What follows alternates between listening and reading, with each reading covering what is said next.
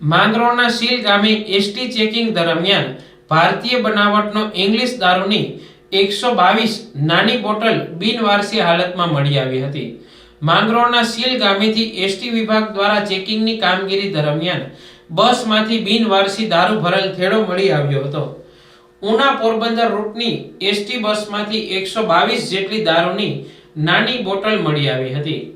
આ ઉના પોરબંદર એસટી બસમાં દારૂની હેરાફેરી થતી હોવાની બાતમી મળતા એસટી વિભાગ દ્વારા ચેકિંગ કરાતા દારૂ મળી આવ્યો હતો।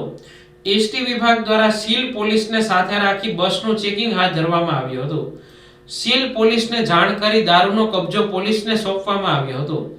ચેકિંગ દરમિયાન બસની અંદરથી 122 ચપટા ઇંગ્લિશ દારૂ ભરેલ થેડો બિનવારસી હાલતમાં મળી આવ્યો હતો।